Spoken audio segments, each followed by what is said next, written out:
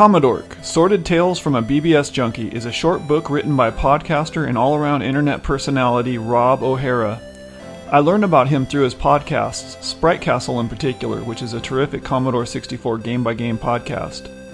He of course has other podcasts including You Don't Know Flack, Throwback Reviews, and Multiple Sadness. At first, I really hesitated purchasing this book because although I am into the classic gaming, I was not that much into the BBS scene, and frankly it didn't sound all that interesting a topic to me, so for a while this was a stopping point. However, upon further investigating, Rob has his first chapter available to read for free on his website. I went ahead and checked it out, and after reading the first chapter I thought it would be a fun read. My first impression of chapter 1 was that it was surprisingly well written and engaging. Being familiar with the sound of Rob's voice, I found it hard to read the book without substituting his voice in my head. One of the themes covered in the book was software piracy in the early days of computing. He covers how naughty he was with respect to that subject. I have to admit, back in the early days, I didn't have any moral issues with copying software either, although I never went to the degree he did in order to build a pirated software collection. Rob tells many sordid tales in the book, which were in fact very interesting and entertaining. He covers the fact that when he was a child, his parents actually owned a software store. How lucky is that? He must have been in hog heaven. He was lucky to have parents that shared his interests and were into computers. The other thing I found striking about Rob was how social he was. He was the editor of his high school paper, he was always involved in various writing projects throughout his teens, and even up to this day. He would go out of his way to make a name for himself in the BBS scene and in real-life meetups, going so far as to create his own BBS and hacking/cracking groups. The book covered a topic I really had no prior knowledge of: phone phreaking. This was a method used in the days of payphones to obtain a free phone call by playing a sound into the microphone. This would enable a free call to anywhere in the world. I rarely used a payphone, so I probably wouldn't have minded paying the required 10 cents. When the World Wide Web was first getting its footing, he tells the story of how he and others were able to circumvent paying the internet service providers, therefore getting free internet. In his closing chapter, The Downward Spiral, reflecting back on the differences between the BBS scene and the internet, Rob articulates how the BBS was where all his friends were. It was close and comfortable, and the internet was foreign and cold. But the internet eventually won out, and most bulletin board systems were shut down by the late 90s. He also speaks to his then obsession with collecting vintage computing items. He says in a nutshell, it really wasn't about searching for the old stuff. It was really about the memories attached to the old items. I found myself getting a little bit emotional reading the last few pages, because what he said really resonated with me. When I think about why I collect old vintage items, I believe it is mostly chasing after nostalgia and memories of times that have long since passed. The paperback is currently available on Amazon.com from $10 to $15, and you can alternately download the Kindle edition for $2.99.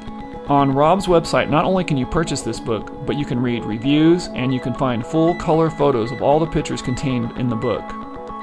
Rob's writing style is very smooth, almost silky, and this makes for a real quick and fun read. There are so many great memories recorded and shared in this book. It's amazing to me how he was able to remember all of this stuff, including all of the BBS aliases. I find him and his stories to be extremely relatable. He does a great job, and I highly recommend his book. So the following segment is covering a topic from the Commodork book called Phone Phreaking, which I found so terribly interesting that I decided to interview my nieces who are 17 and 21, and also my brother-in-law who is their dad. And I start off here, when I turn on the recorder, I start off speaking to my 17-year-old niece, Leah. Leah just asked me if he made my dust cover. Can you say that again?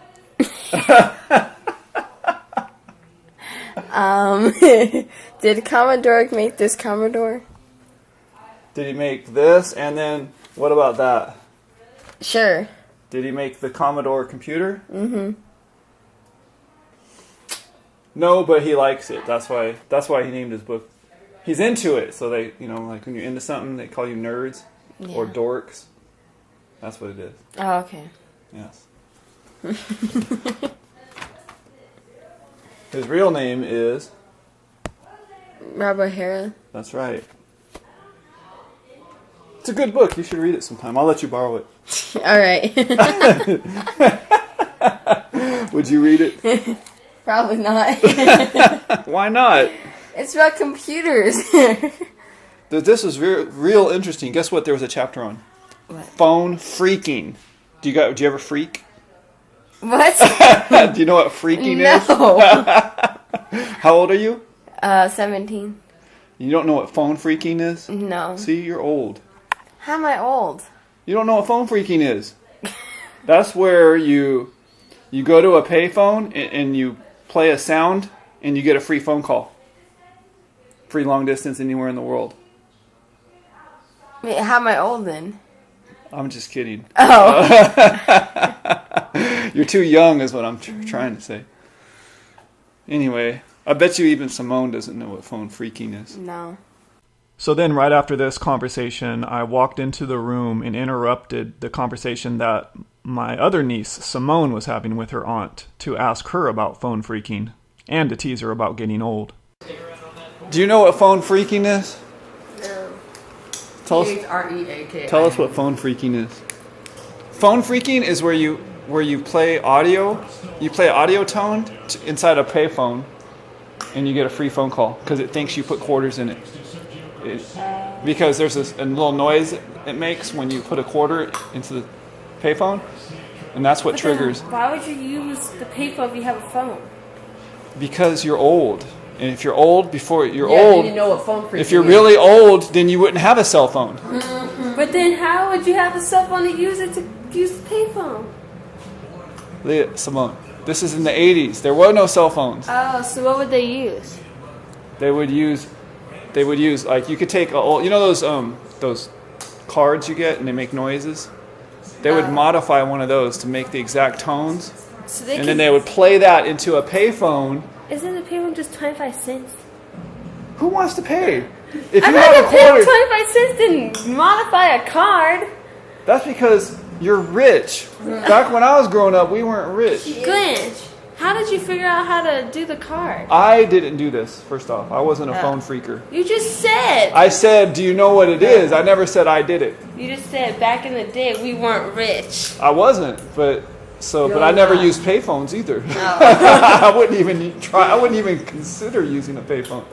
And then later on that day, I went over to my brother-in-law's house, a fellow YouTuber who goes by the channel name Oxmanagain, to interrogate him regarding phone phreaking. Okay. So I just played the audio of the conversation that we had with your daughters on phone phreaking, and you said before we even started, I haven't the slightest idea what you're talking about. That's exactly what I said. And then when you listened to what it actually was, you were like, "That's phone phreaking?" And I knew exactly what you were talking about because when I graduated high school, Moat bought me and Mike watches. Moat is your uncle? Moat's my uncle, Mike's stepdad, and he bought us watches. And on our watches, you can input telephone numbers. And once you input the telephone number, you would, go to wherever the number is, and you would hit dial On a payphone? on a payphone, and actually any phone. Now, would you get a free call, or did you have to pay for the call? I don't know on a payphone, but I know it would work. You would put the watch up to the receiving end of the phone, Okay. where you talk in, Okay. and hit the button, and it would dial the number. So that might not be phone phreaking, but because a phone phreaking is really where you're getting a free phone call. But it is dialing the digits for you. It is dialing the digits. I don't know if it would have worked. Do you know if it was like a Casio or what kind of watch it was? I want to say it was a Casio, but don't hold me to it. Don't hold me to it. But so you were like one of the original freakers back in the day. I don't know, because it was a gift. I didn't modify anything. And this really makes you old. Wow. Well, here's a little side note. About a month ago, I watched on the History Channel the entire making of the guy that created the phone phreaking. No way. Yes. Oh. The kid he was either mute or deaf or blind. He had one of those disabilities. And it was on the History?